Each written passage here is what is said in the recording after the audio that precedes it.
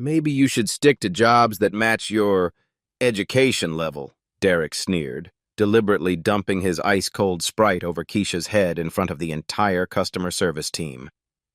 The sticky liquid soaked through her silk blouse, dripping down her face and onto her designer blazer.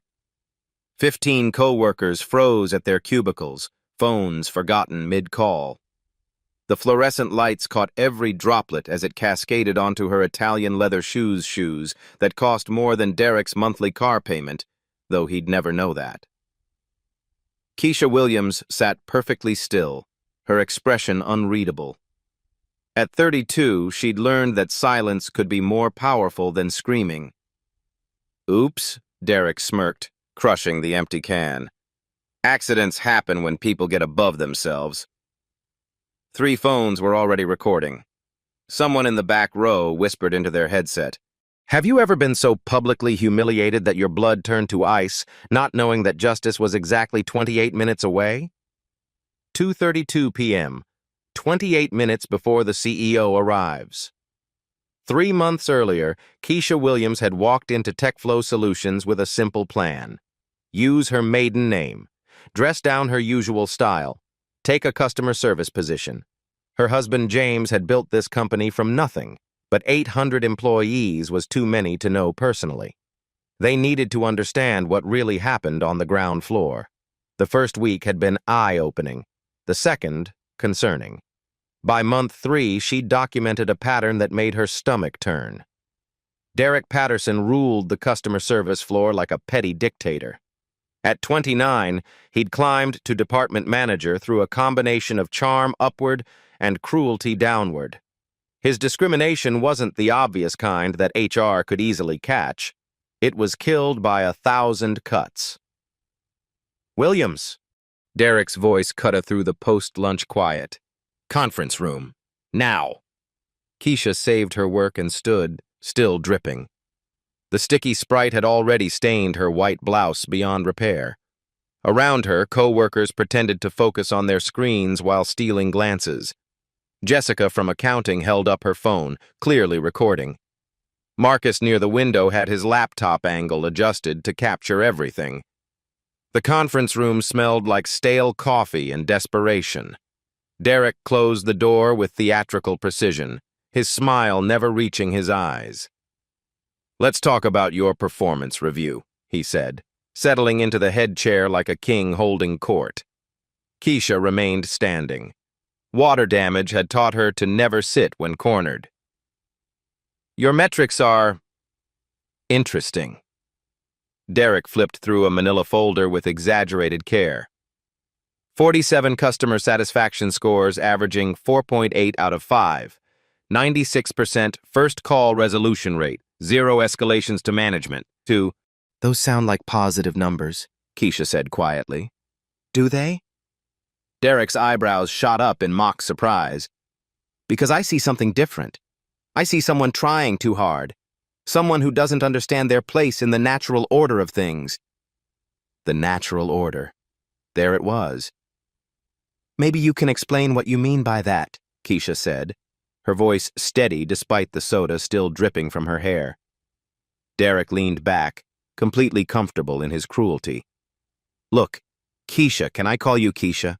I know your type. You come in here thinking college makes you special, thinking you deserve the same treatment as people who've actually earned their place." "I see. Do you? Because your attitude today suggests otherwise." Derek's voice grew sharper. "Questioning my process improvements in front of the team? Acting like you know better than someone with 8 years of experience?" During the morning meeting, Keisha had suggested streamlining the customer callback system. A simple observation about efficiency that could save the company thousands monthly. Derek had dismissed it immediately, but not before she caught the flash of anger in his eyes. How dare the new girl have ideas? "I was trying to help improve our numbers," Keisha said. "Our numbers?" Derek laughed, a sound like breaking glass. "There's no our here, sweetheart. There's management and there's staff. There's people who make decisions and people who follow them. Guess which category you fall into?" Through the conference room's glass walls, Keisha could see the entire floor pretending not to watch. Customer calls continued, but every conversation seemed muted. Someone had definitely alerted others. She spotted Jennifer from HR hurrying toward the elevator, probably called away on convenient business. "I understand the hierarchy," Keisha said. "Do you? Because your whole presence here suggests confusion about your role." Derek gestured vaguely at her appearance. "The way you dress, like you're attending board meetings. The way you speak, like you went to some fancy school. The way you act, like you belong in management discussions." Each word was calculated. Each pause is designed for maximum impact. Derek had perfected this performance over years of breaking down employees who threatened his small kingdom. "I dress professionally because this is a professional environment," Keisha replied. Professional. Derek rolled the word around like wine. "That's an interesting interpretation. See, I think there's a difference between professional and aspirational, between fitting in and standing out for the wrong reasons." The wrong reasons. Another loaded phrase. Keisha's phone buzzed against her hip. A text from James. "Board meeting ran long, home by 4. She'd told him she was working late on a project. Not technically a lie. "Are we discussing my work performance or my wardrobe choices?" Keisha asked. Derek's mask slipped for just a moment, revealing something ugly underneath. "I'm discussing whether you're tech flow material, whether you understand what it takes to succeed here. Because frankly, your attitude today suggests you might be happier somewhere more suitable to your background." Suitable to your background. The phrase hung in the air like smoke. "What would you consider suitable to my background?" Keisha asked quietly. Derek pretended to consider this seriously. "Well, there are lots of opportunities in service industries, retail, hospitality, places where your energy might be better appreciated." Around them, the office continued its careful dance of pretending normalcy. Phones rang, keyboards clicked, conversations flowed. But everyone was listening. Everyone was watching. Everyone was complicit in their silence. "I see," Keisha said again. "I hope you do." "Because this little performance today, the attitude, the suggestions, the acting like you know better, it ends now. Are we clear?" "Crystal clear." Derek smiled, satisfied with his dominance display. "Good. Now clean up that mess on your desk and get back to work. And Keisha, next time you want to share ideas in my meetings, remember who's actually qualified to make decisions around here." He stood to leave, pausing at the door for his final performance. "Oh, and find yourself a towel. You look unprofessional." 2:45 p.m. 15 minutes until everything changes. The conference room door clicked shut behind Derek, leaving Keisha alone with the lingering scent of his cologne and her own cold fury. Through the glass, she watched him strut back to his corner office, stopping to joke with 2 male colleagues about something that made them glance her way and laugh. Her phone buzzed again. This time, a calendar reminder. CEO quarterly visit, 3:00 p.m. For the first time in 3 months, Keisha Williams allowed herself to smile. 2:47 p.m. 13 minutes left. Derek's victory lap didn't last long. By the time he'd reached his desk, 3 things had happened that would change everything. First, Jessica from accounting had uploaded her phone video to the company's internal Slack channel with a single word: unacceptable. The post had already received 47 reactions and was climbing. Second, Marcus near the window had forwarded his recording to his girlfriend Sarah, who happened to be TechFlow's head of legal and James Williams's direct report. Third, someone in the back corner had recognized something familiar about Keisha's profile and was frantically scrolling through their phone, comparing her face to a photo from last year's company Christmas party. None of this registered with Derek as he settled into his ergonomic chair, already planning his next performance. The soda incident had been impulsive, but effective. Sometimes you have to make examples.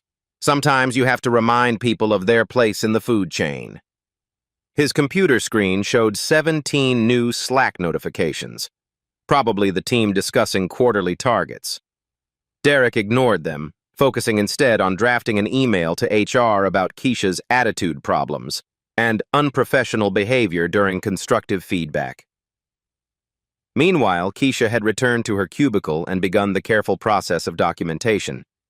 Her laptop, a personal device she'd brought to maintain her cover, contained 3 months of detailed notes, timestamps, witness names, recorded conversations, a digital paper trail that would make any employment lawyer weep with joy.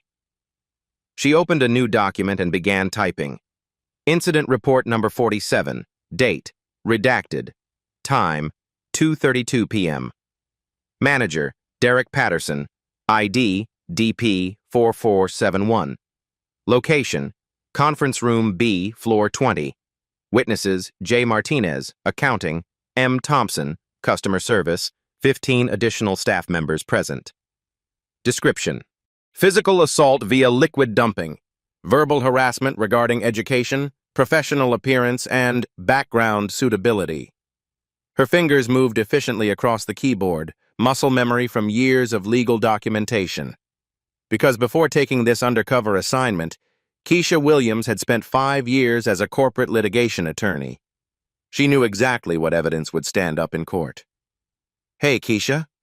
She looked up to find Tamara Carter from the next cubicle, holding a stack of paper towels and wearing an expression of barely contained fury. "I can't believe he did that to you," Tamara whispered, glancing toward Derek's office. "That was completely out of line." "Thank you." Keisha accepted the towels, noting how Tamara kept her voice low. Even in solidarity, fear ruled this floor. "I recorded some of it," Tamara continued, her voice dropping even lower. "On my phone. If you want to, report this or whatever. I appreciate that, really." Keisha dabbed at her still damp hair. "Can you send me the video?" "Already did. To your work email." Tamara hesitated, then leaned closer. "Look, I know we don't know each other well, but Derek's been doing this kind of thing for years. Different people, same pattern.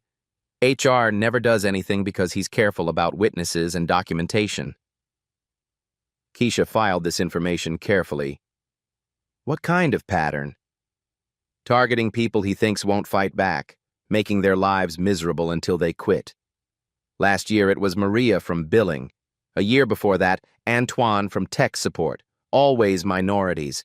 There are always people without connections upstairs." People without connections upstairs. If only Tamara knew. "Has anyone ever complained officially?" Keisha asked. "A few tried, but Derek's smart. He documents everything too, builds cases about performance issues and attitude problems. Makes it look like legitimate management concerns." Tamara's voice carried years of frustration. "The man's got a system." 2:52 p.m. 8 minutes left. Derek's phone rang, interrupting his careful crafting of Keisha's performance improvement plan. The caller ID showed reception downstairs. "Derek Patterson speaking." "Mr. Patterson, this is Linda at the front desk. I have Mr. Williams here for his 3 p.m. appointment, but he's asking to come up early. Should I send him up now?" Derek's stomach did a small flip. The CEO's quarterly visits were usually scheduled precisely. James Williams was known for his punctuality and his dislike of schedule changes. Yes, of course. Send him right up." Derek hung up and immediately began a frantic assessment of his floor. Papers organized? Check.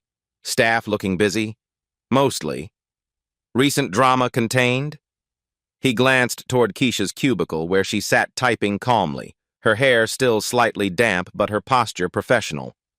A problem for later. Right now, he needs to prepare to be the CEO. Derek stood and clapped his hands twice, a sound that cut through the office chatter like a whip crack. "Listen up, everyone. Mr. Williams is coming up early for his quarterly visit. I want this floor running like clockwork. Customer satisfaction is our priority. Teamwork is our strength. Any questions?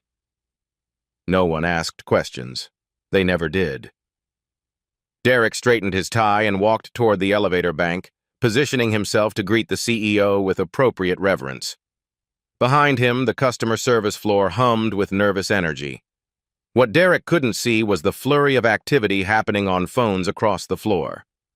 Jessica's Slack post had been shared to #general, then to #leadership team, then to a private channel called #legal-urgent that included exactly 3 members: Sarah Martinez, head of legal, Patricia Wong, chief HR officer, and James Williams, CEO. 2:55 p.m., 5 minutes left. The elevator chimed.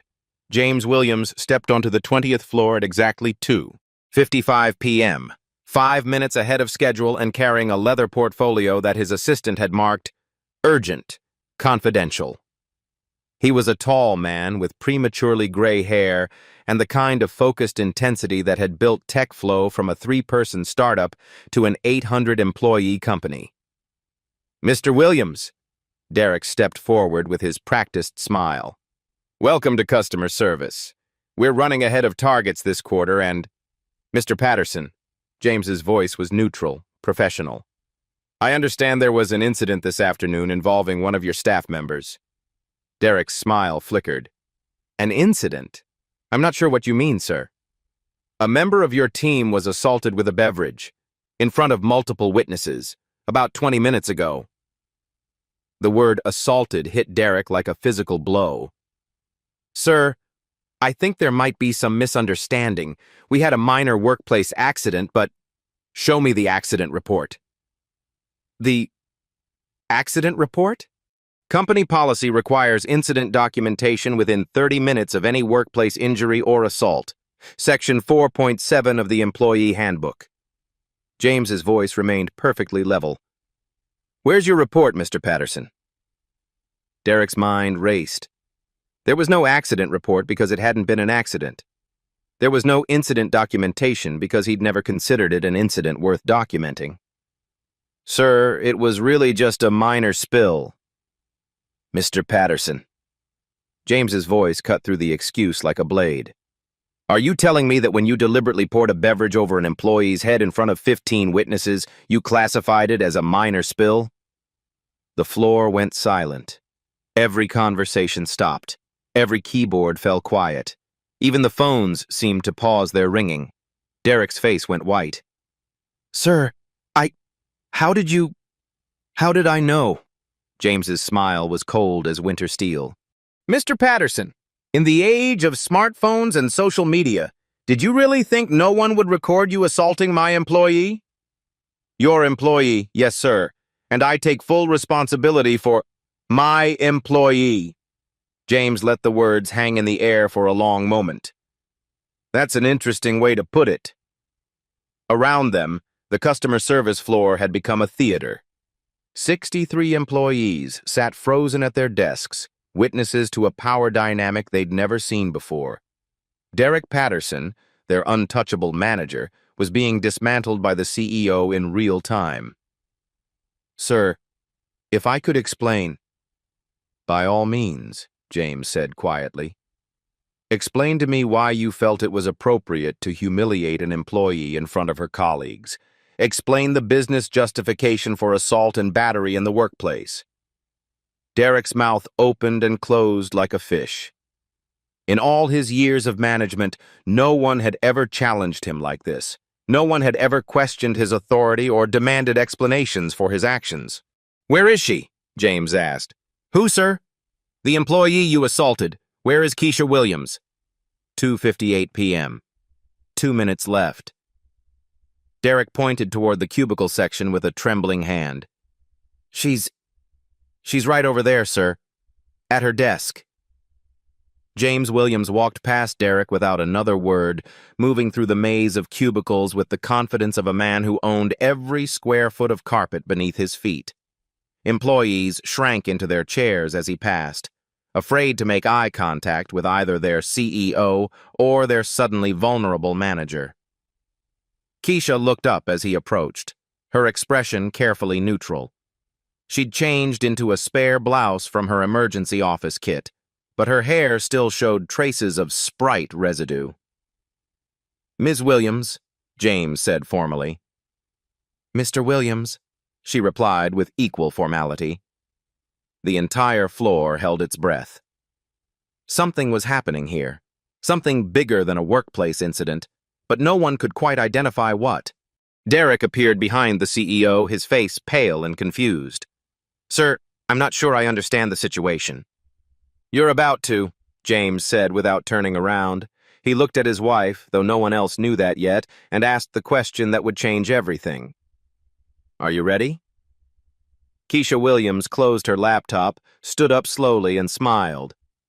"I've been ready for 3 months." 3:00 p.m. The moment everything changes. The silence that followed was absolute.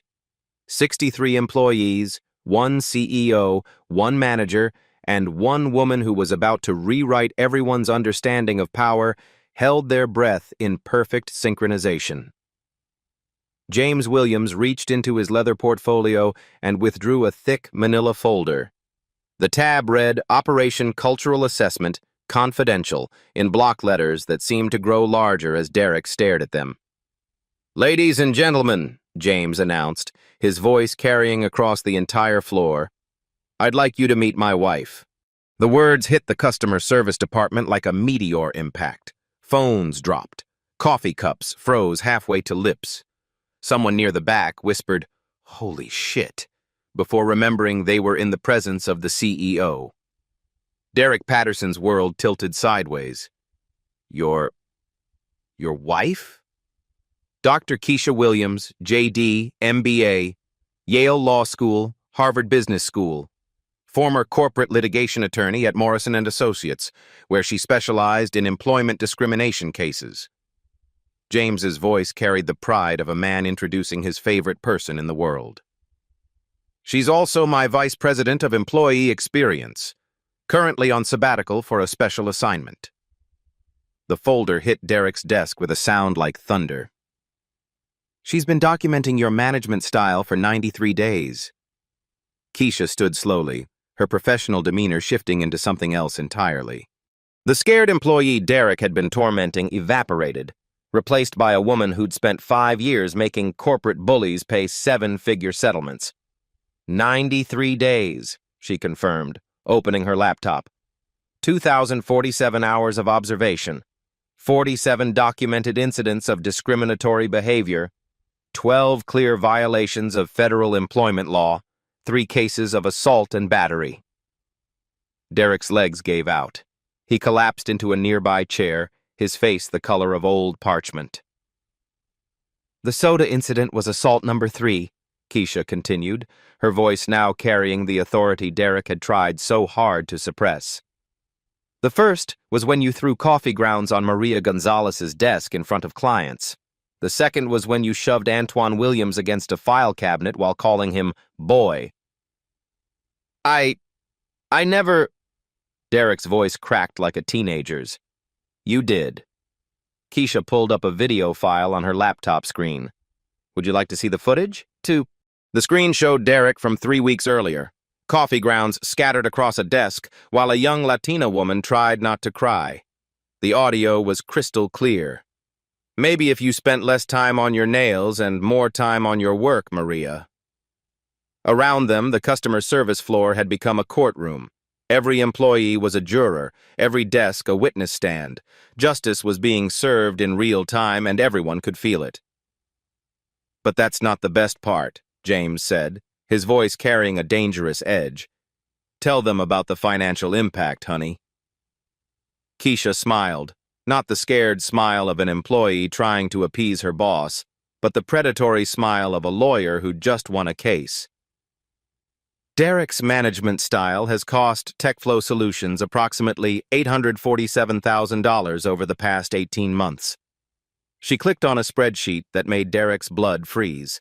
Line items in neat rows, each one a nail in his professional coffin. Employee turnover in customer service, 34% above company average. Cost of replacement hiring, $127,000. Lost productivity during transition periods, $89,000. Overtime payments due to understaffing, $156,000. Jesus, someone whispered from the back row. But wait, there's more. Keisha's voice carried just a hint of the prosecutor she'd once been. Discrimination settlements with former employees, $285,000. Legal fees defending Derek's actions, $190,000. And that's before we calculate the reputational damage. She clicked to another screen showing TechFlow's Glassdoor reviews, filtered by Derek's department. A sea of one-star ratings with comments like toxic management and runaway fast, and Derek Patterson is a nightmare. Current average rating, 2.1 out of 5 stars. Industry average, 4.3. That rating costs us approximately 15 qualified candidates per month who choose our competitors instead. Derek stared at the numbers like a man watching his house burn down. Every figure was precise, documented, undeniable. This wasn't just about hurt feelings or workplace drama. This was about money. Lots of money. The total financial impact of Derek Patterson's management style, Keisha announced to the silent floor, is $847,000 in direct costs, plus an estimated $400,000 in lost revenue from talent acquisition failures. $1.2 million, James said quietly. That's what your 3 years of management have cost my company. Derek's mouth opened and closed soundlessly. In his worst nightmares, he'd never imagined being confronted with actual numbers, actual costs, actual consequences for actions he'd convinced himself were just good management. But Derek, Keisha said, her voice suddenly gentle, that's still not the worst part. She clicked to a new document, and Derek saw his own name at the top of what looked like a legal filing. The worst part is that everything you've done for the past 3 months, every insult, every threat, every act of discrimination you've done to the wife of the man who signs your paychecks, in front of witnesses, on camera, while I documented every word for potential federal prosecution. The customer service floor was so quiet that the building's air conditioning sounded like a jet engine. 63 people watched Derek Patterson realize that he hadn't just lost his job, he'd potentially lost his freedom. The Equal Employment Opportunity Commission, Keisha continued, considers workplace harassment a federal crime when it's systematic and documented. The Department of Justice prosecutes cases with this level of evidence. Prison sentences range from 6 months to 2 years for first-time offenders. Derek finally found his voice, though it came out as barely a whisper. You can't. This isn't legal. You can't record people without... Actually, I can. Keisha's smile widened. California is a 2-party consent state for private conversations, but public workplace interactions? Fair game, especially when there's clear evidence of criminal behavior. She pulled up another document. Derek's employment contract. Section 12, subsection C. Employee acknowledges that workplace behavior may be monitored and recorded for quality assurance and legal compliance. You signed this 3 years ago. Derek stared at his own signature, damning him from the past. Moreover, James added, as CEO, I have the legal right to monitor any employee interaction that occurs on company property using company resources during company time, which is what you've been doing for 93 days. The trap was perfect, legally airtight, morally justified, financially devastating. Now, James said, straightening his tie, let's talk about your options. Derek looked up with desperate hope. Options meant choices. Choices meant maybe he could salvage something from this disaster. Option 1, James continued. You resign immediately, forfeit all severance and benefits, accept a permanent ban from TechFlow properties, and hope we don't pursue criminal charges. The hope in Derek's eyes flickered. Option 2, we terminate you for cause, report your behavior to the Department of Labor, file criminal charges for assault and battery, and ensure that every background check for the rest of your career includes the phrase, "terminated for workplace violence and discrimination." The hope died completely. Option 3, Keisha said sweetly, we let the internet decide. I release all 93 days of footage to social media and let viral justice take its course. Your name becomes permanently associated with workplace harassment. Forever.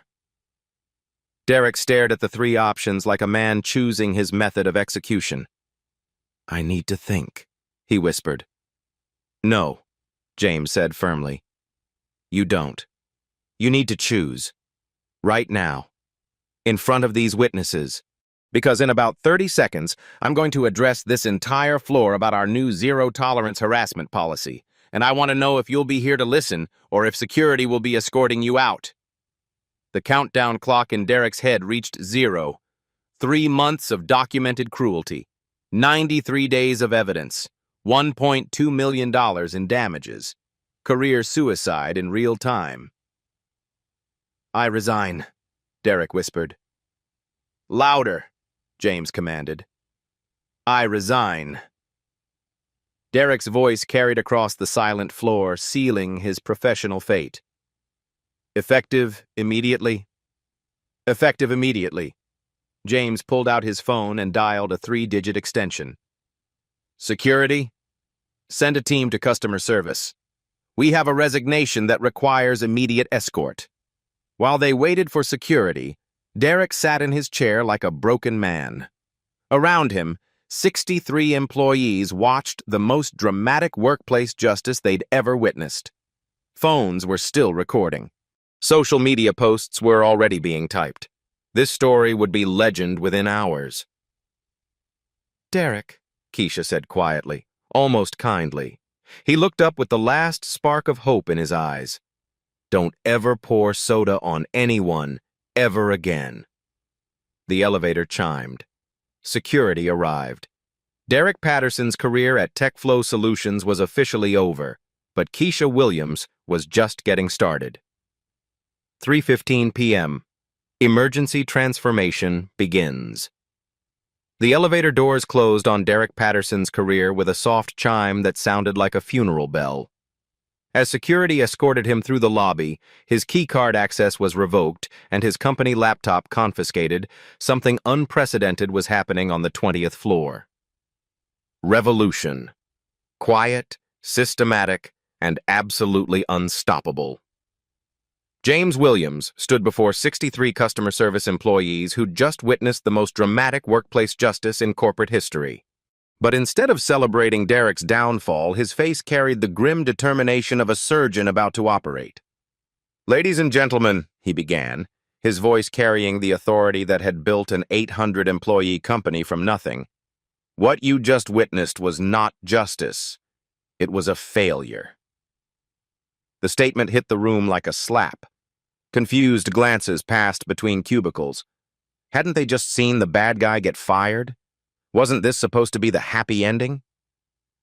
It was a failure, James continued, because Derek Patterson was allowed to operate for 3 years without oversight, because a culture of fear prevented any of you from reporting systematic harassment, because our HR systems, our management training, and our company values failed every single person in this room. Keisha opened her laptop and projected a presentation onto the wall-mounted screen.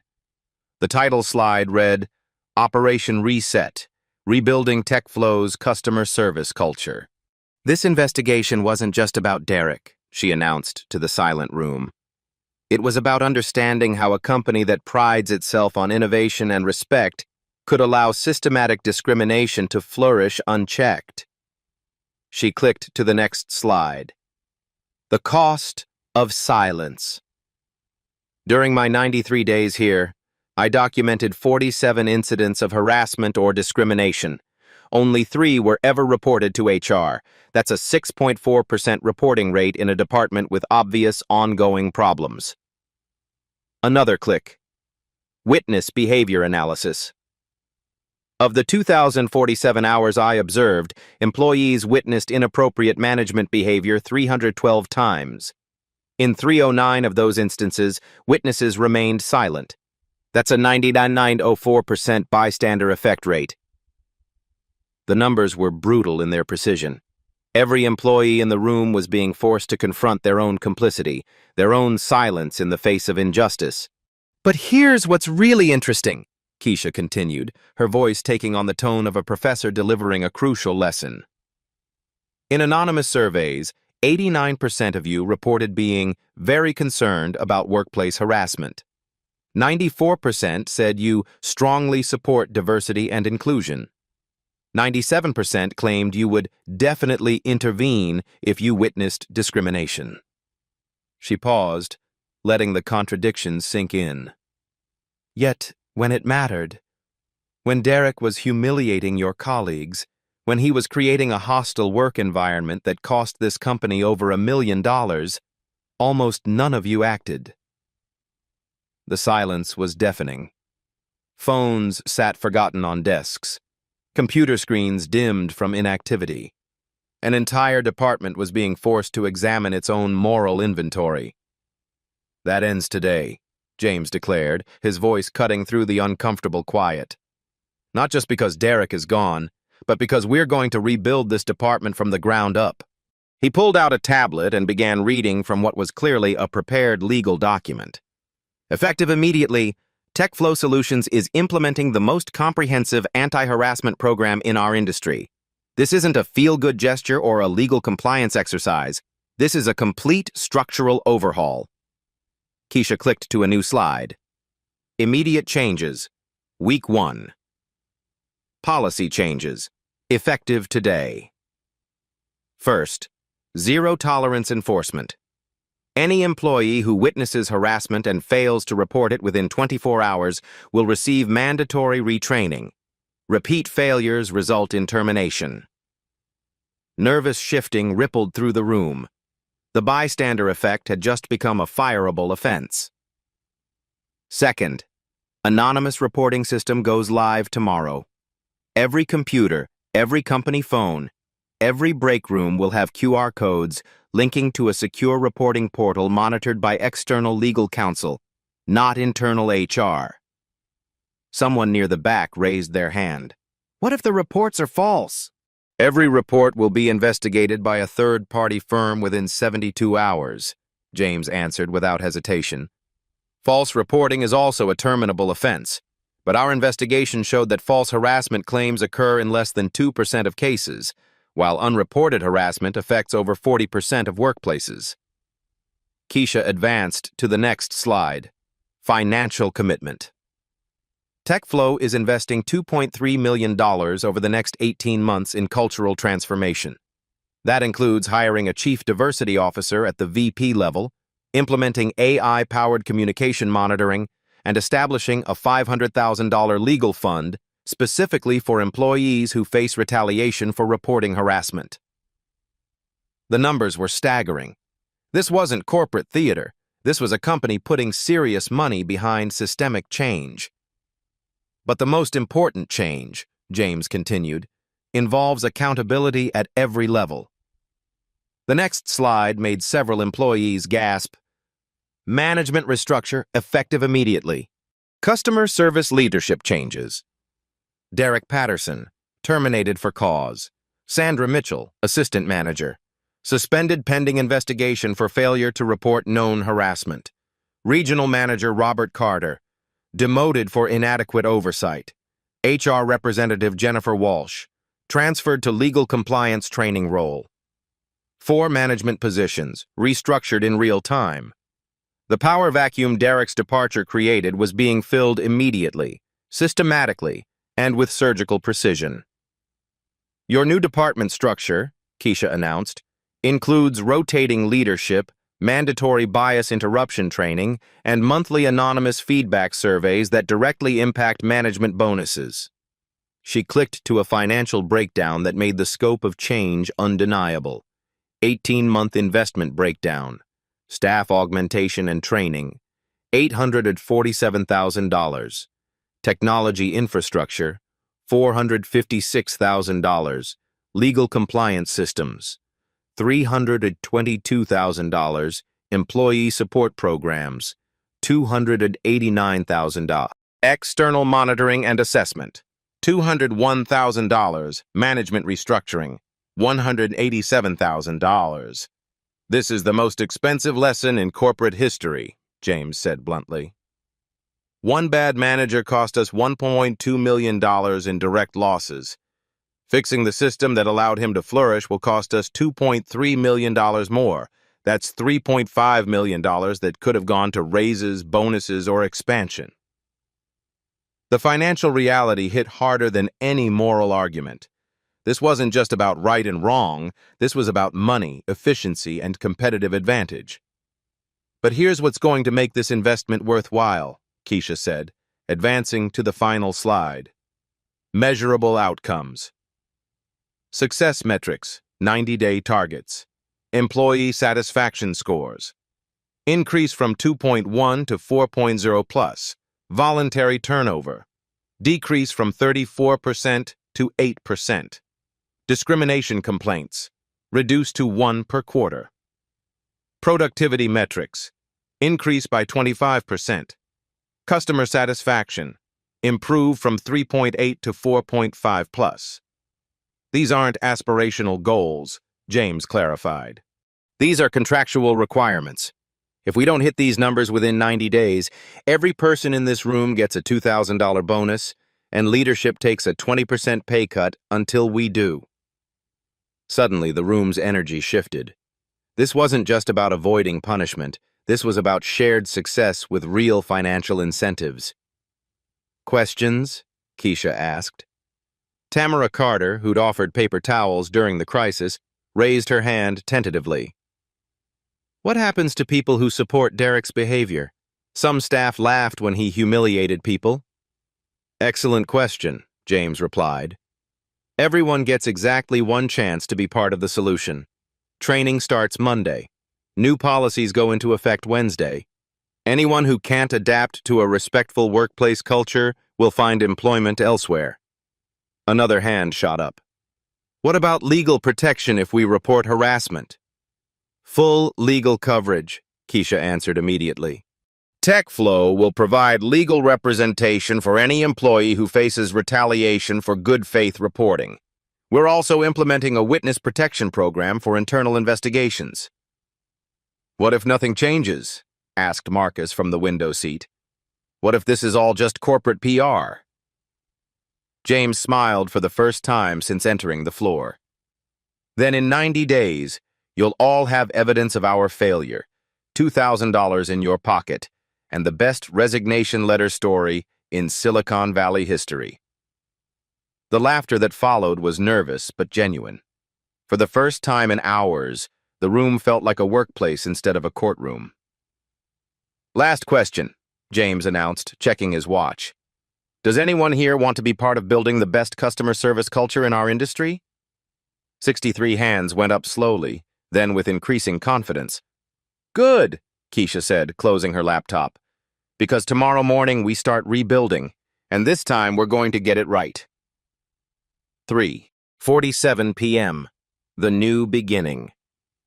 As employees began returning to their desks, their conversations carried a different energy.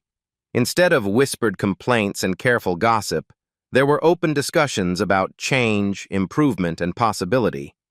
Derek Patterson's reign of fear had ended not just with his termination, but with something far more powerful: systematic change backed by serious money and authentic leadership commitment. The revolution had begun, and for the first time in 3 years, the customer service floor felt like a place where people might actually want to work. 90 days later, the proof of change. The numbers didn't lie. They never did. Keisha Williams stood in the same conference room where Derek had once humiliated her, now transformed into a bright collaboration space. In her hands was a quarterly report that read like a corporate fairy tale. TechFlow Customer Service, Q4. Performance Review, Employee Satisfaction, 4.2, 5.0. Target, 4.0 plus. Voluntary turnover, 6%, target 8%. Discrimination complaints, 0, target 1 per quarter.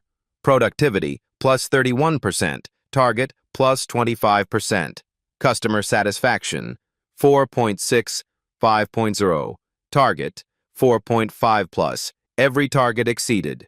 Every promise kept. Every dollar invested was justified. Tamara Carter had been promoted to assistant manager. Marcus Thompson now led the diversity committee. The transformation hadn't been easy, but it had been real. The $2,000 bonuses will be distributed Friday, James announced during their monthly meeting, because you exceeded every single target. Genuine applause filled the room from people who'd learned that success felt better when everyone shared it. But the real victory isn't in these numbers, Keisha added. It's in the stories they represent. Anonymous employee feedback told the real story. I used to dread coming to work. Now I look forward to collaborating with my team. For the first time in my career, I feel safe reporting problems without fear. Management actually listens to our ideas instead of dismissing them.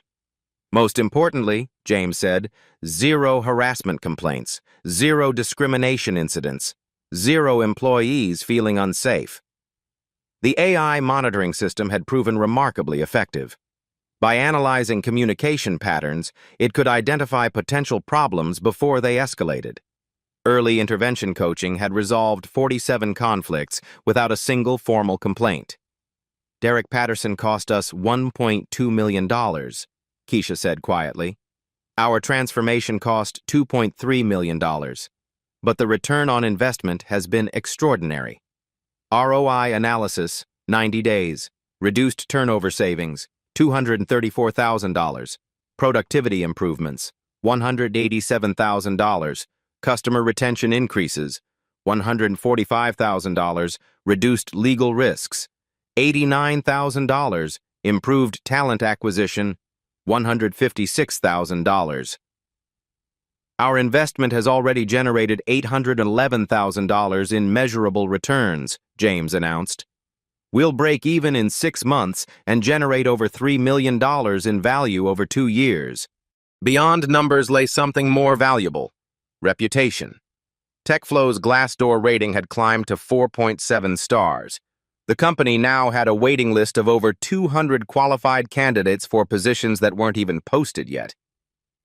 3 months ago, this department was hemorrhaging talent, Keisha reflected. Today, we're the model other companies want to replicate. The department had become a case study, featured in Harvard Business Review and cited in congressional testimony about workplace reform. Derek's termination was justice, James said. But what we've built is something he could never have imagined: a workplace where his behavior would be impossible.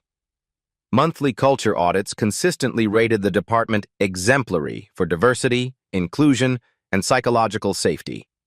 Anonymous reporting systems logged 12 feedback submissions weekly, not complaints, but proactive communication preventing problems. Next, Keisha smiled, we help other companies do what we've done. TechFlow Consulting is launching a workplace transformation division. Their success story was becoming a business model, their transformation a service for other organizations struggling with toxic culture. Derek Patterson's legacy will be the opposite of what he intended, James concluded. Instead of fear, he created the catalyst for one of the most successful workplace reforms in corporate history. These are the real-life stories, touching stories, Black stories, life stories that prove change is possible. Derek, meanwhile, struggled to find comparable employment. Background checks revealed his termination for harassment, limiting his options significantly. He'd enrolled in diversity training, slowly understanding the damage his behavior had caused. But TechFlow's transformation continued accelerating. The customer service department had become the company's crown jewel, a recruitment tool attracting top talent and inspiring every other division. The revolution that began with one woman's quiet courage had become systematic change, protecting future generations of employees. And it all started with someone brave enough to pour soda on exactly the wrong person. 6 months later, the legacy continues. The email arrived on Tuesday morning. Emergency consultation request. Workplace crisis. Another company, another Derek Patterson, another opportunity for change. TechFlow Consulting's Workplace Transformation Division had become the most requested service in corporate America. In 6 months, they'd helped 47 companies rebuild toxic cultures, prevented $23 million in lawsuits, and protected over 12,000 employees from harassment. The waiting list stretched 8 months out. Every case starts the same way, Keisha told James over coffee. Someone gets humiliated. Someone finally says, enough. The proof was undeniable. TechFlow's customer service department. 0 harassment complaints in 6 months. Record employee satisfaction, productivity that defied industry standards. Most importantly, a culture where Derek Patterson's behavior wouldn't last 47 seconds. Derek called yesterday, Keisha mentioned casually. What did he want? To thank me. Derek Patterson, after months of unemployment and therapy, had enrolled in diversity certification. His instructor used TechFlow's methodology. His final project analyzed his own discriminatory behavior and its business costs. He'd found work as an entry-level customer service rep at a nonprofit. His salary was 60% less than his TechFlow management position. Background checks had destroyed his career advancement permanently. But the real legacy wasn't Derek's downfall. It was systematic change. The ripple effect. TechFlow's transformation inspired legislation in 3 states. The #PourSodaGetFired hashtag became a rallying cry. Keisha's LinkedIn article was shared over 100,000 times. Most importantly, other employees were speaking up, documenting harassment, demanding change, refusing to accept toxic workplaces as normal. We get 5 calls weekly from people asking how to document discrimination, Keisha said. People are learning they don't have to suffer in silence. Last month, TechFlow partnered with 3 historically black colleges to create the first undergraduate program in workplace culture transformation. The program had a waiting list of 400 students. These young people will build workplaces where Derek Pattersons can't survive, Keisha reflected. Your turn to act. Every workplace has a Derek Patterson. Every office has systems protecting bullies while silencing victims. But every workplace also has potential allies, people who witness injustice and want to act, leaders who would choose change if they understood toxic culture's true cost. Here's what you can do. Document everything. Screenshot emails, record meetings, save texts. Build an undeniable case. Find allies. That coworker is uncomfortable with discriminatory jokes. That manager was interested in fairness. That executive who discusses company values. Think systematically. Don't just report incidents, propose solutions. Don't just complain, present alternatives. Show how change creates value. Use your power strategically. Whether you're entry-level with a smartphone or C-suite with budget authority, you have more influence than you realize. The call to action. Share this story if you believe every workplace should offer dignity and respect. Comment below if you've witnessed discrimination. Subscribe to Black Soul Stories for more inspiring tales of quiet strength overcoming systematic injustice. Because somewhere today, another Derek Patterson is humiliating another employee. Another person sits in silence, enduring harassment they think they must accept. But now they have Keisha's example. Proof that one person's courage can transform entire systems. Evidence that sometimes the best response isn't getting mad, it's getting systematic. The revolution continues. Will you be part of it? Subscribe to Black Soul Stories. Share your story. Change your workplace.